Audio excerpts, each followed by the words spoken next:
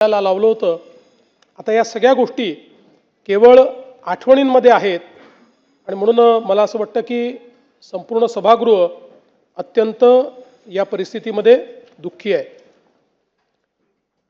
खरं तर अशा प्रकारचा प्रस्ताव मांडणं एक घटनात्मक जबाबदारी देखील आहे, पण मला असं वाटतं की माझ्याकरता एक अत्यंत भावनिक अशा प्रकारचा देखील हा प्रसंग आहे.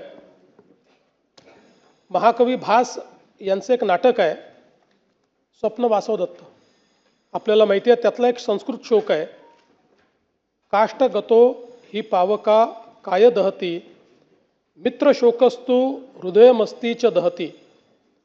याचा अर्थ असा आहे की लाकूड जळते तेव्हा तो अग्नी केवळ शरीर जाळतो, पण मित्रशोक हा हृदय आणि अस्थिलाही अर्थात आपल्या अंतस्थ आत्म्यालाही जाळतो. अजितदादांसारख्या एका सच्च्या मित्राचा सहप्रवासाचा असा मृत्यू होणं ही खरं म्हणजे केवळ राजकीय हानी नाही, तर आपल्या सर्वांच्याच अंतःकरणाला प्रचंड वेदना देणारी अशा प्रकारची बाब आहे. आपण असं म्हणतो की काही गोष्टींवर काळ केवळ हे औषध असतं, पण तरी देखील कितीही काळ गेला तरी काही वेदना या मात्र कमी होत नाहीत. अशा प्रकारची निश्चितपणे ही एक वेदना असणार आहे. आपण अनेक वेळा राजकीय नेत्यांच्या निधनानंतर पोकळी निर्माण झाली अशा प्रकारचं वक्तव्य करतो. खरं म्हणजे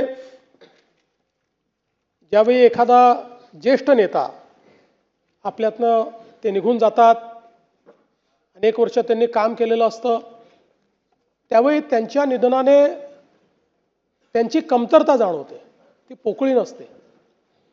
पण ज्यावेळी अजितदादांसारखा एक व्यक्ती जो राजकीय क्षेत्रामध्ये स्थिरावलेला आहे, ज्यांनी राजकीय क्षेत्राला वेगवेगळ्या पद्धतीनं पादांकरात केलं आहे, ज्यांनी राजकीय क्षेत्रामध्ये आपलं स्वतःचं अस्तित्व नेतृत्व निर्माण केलं आहे आणि ज्या व्यक्तीकडे समाज आणि संपूर्ण क्षेत्र भविष्याच्या दृष्टीनं पाहत आहे, असा व्यक्ती ज्यावेळेस निघून जातो त्यावेळी खऱ्या अर्थानं पोकळी निर्माण झाली हा जो शब्द आहे